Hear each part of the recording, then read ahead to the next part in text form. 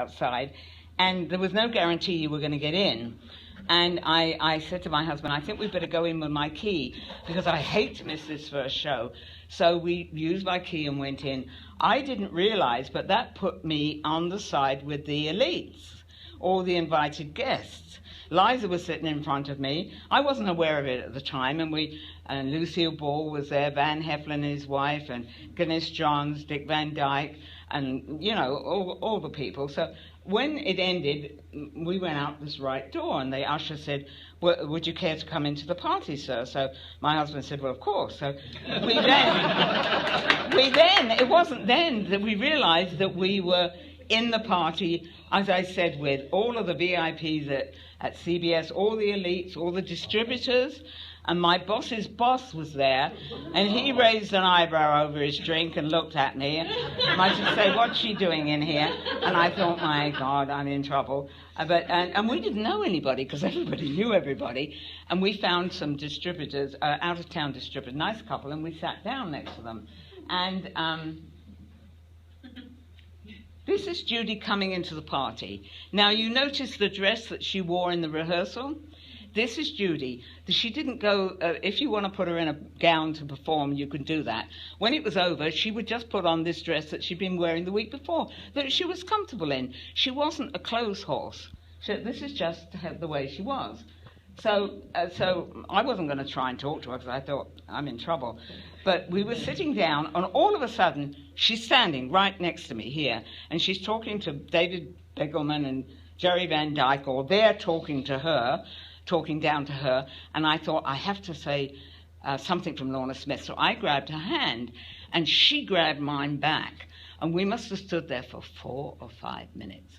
And I wanted to die. I would have gone and got into a corner, but she wasn't going to let go. She didn't know who I was, but somebody wanted to talk to her. And when she dealt with these two men, she would turn and talk to me, and she did eventually turn. And I said, Lorna would never forgive me if I didn't give you best wishes from the club in England. And she looked at me. She must have thought I was mad. And I said, you remember me from the recording studio? And her face lit up, yes, of course. And with that, they literally dragged her out of my hand. So I went and sat down, and the wife of the distributor said, did you know Judy? And I said, well, I did meet her in London a few times. And she said, well, don't feel too bad. They've taken her over to Luella Parsons. And then this is who, well, of course, she was the great gossip columnist, and Hedda Hopper. You've all heard of Luella Parsons. She was quite an old lady then, but Judy went and chatted to her. And there's her with Mickey.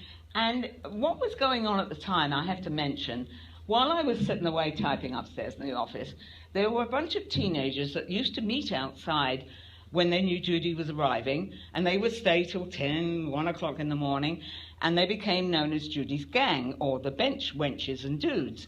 And they put a bench out there, and even heating out there for them eventually. And later I will show a picture of all of them. So while I never met them, and not until many years later, but I didn't want to forget them.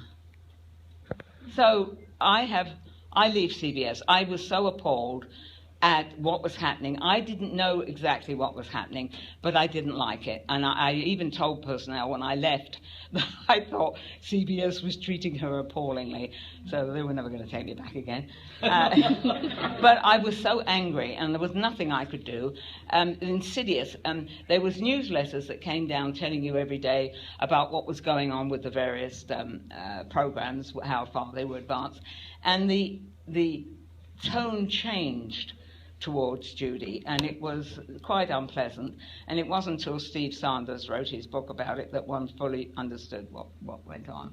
So 30 years go by. I have 2 children. They're performing arts. One's an actress come professor. My son's a jazz musician come band teacher. And so I went back to school, and I got degrees in anthropology, social science and stuff. So I was very busy. And so most of my kids had jobs and got married, and my son, we heard about Grand Rapids. And my son, who's like me, he's a fanatic, he said, I think you ought to go. Well, this is 1997 I was going to go. At that time, I got involved, a friend of mine had his artifacts, his PhD artifacts down in Mexico, and you couldn't bring it out of the country, you had to work on it. And he'd got a whole group of us to go down for 6 weeks and work on his stuff. And it clashed. And I thought, well, I really want to go to Grand Rapids. And so I missed the first day when they went round Teotihuacan, which is the Aztec site. So I had to go round Teotihuacan on my own, not speaking any Spanish. Por favor, that's about all I knew. And I had to put my luggage in a thing and get on a local bus. That's going in my next book. But I knew I had to go to Grand Rapids. So when I get there, the first thing I see is this bunch of teenagers. 15, I thought. Elizabeth was one of them, and a boy from Holland, and internet had just started. And I said, well, how do you know each other? And I thought it was just old people. I didn't know young people. And with that, Sid showed up, and he was with Joey, and they played golf, and they were going to the jacuzzi, the one that's in the hotel next door. So all these kids say, oh, that's Sid from his baggy eyes. And so I left my bag in the hall, and I thought, I'm not going to be left behind, so I ran down to the jacuzzi soon. And he said, hello, dear, how are you? What are you doing here? I said, well, the same thing as you. I said, isn't it marvellous, all these young people, love. So we had several chats, and he was very charming, very nice, and also was Joey. We had several talks about his mum. And later I told him about my book and that I was putting this picture in. I said, of course, we were much younger then, Joey. And he said, that's fine, it's fine. And then, even more surprising, this is Roger and Tim, who were running the English Fan Club. And they were giving away 8 by 10 photographs that were very generous. And then they told me that Lorna had written 2 books. And I was, again, amazed. They stuck me on a panel and made me talk about seeing Judy. That was the first time I had to do that. And then they were, I was going back to England to see my mother in October, and they had fan club meetings, and Brian Glanville called Lorna, and Lorna called me up, and we talked for 2 hours, as we usually did, and she said, come and stay with me, come and stay with me. And I went, and I stayed with her for 3 or 4 days. When Judy had died, and she did the memorial and the books, she closed the door. She said, if you want to go on with a fan club, go. I don't want anything to do with it anymore. But when I came back, and she opened her door of this room where the Judy stuff was, and we remembered all our lovely times together, it brought it all back to her.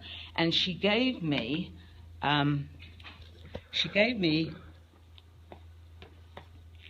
a whole bundle of these. Now, these are my most loving.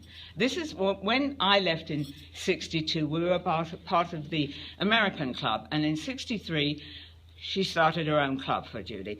And so for 6 years, she issued these. I knew nothing about this. So 6 years of, in America, your newspaper only tells you about what's happening locally. They don't tell you about all the concerts Judy did. And all I would hear is when she collapsed somewhere, and it was sad. So I was so excited. My son says I have to get rid of all my Judy books. No. I'm going to be selling them on eBay. No, I have so many books. I have autobiographies, I have anthropology, I have art, my house is... Ask John first. No, I'm going to, I want them to go to Judy people. I don't want him putting them in a dumpster when I've gone. But not these. These I'm going to hang on to. I told John this.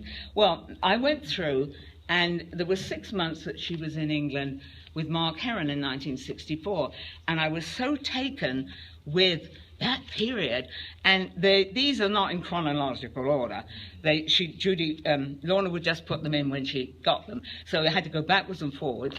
And I wrote the first long piece that Gary published in, I think, 1999, about that 6 months, because I was so fascinated with this time period.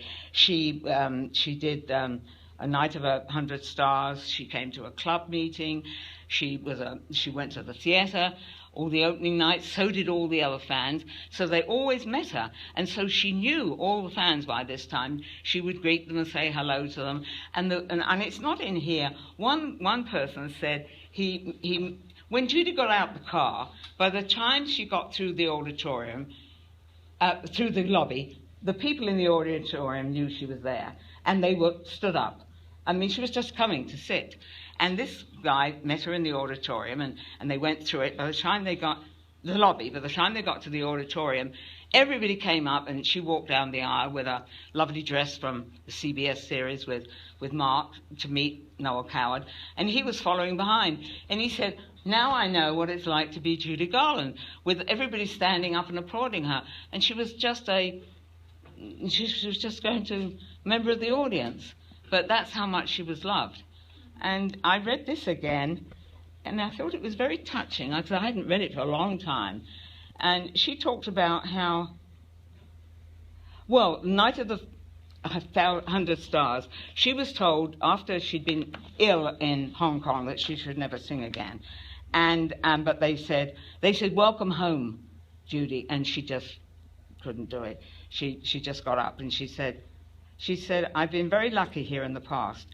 The event left her speechless and terribly grateful, because these people were taking the trouble to show me, to them, all the things that had happened in the past. All the things that had been said or written about me didn't matter. They wanted to know that they really cared. It was as if they were sending a great wave of love across. London has always been like home to me, and more than ever. I don't know what happened at the Palladium and why the people should have shown such emotion towards me. I guess it's something which happens, and believe me, it's the most marvelous or exciting thing in the world. So she lived there for 6 months, and then she went back. I don't know where I am with this.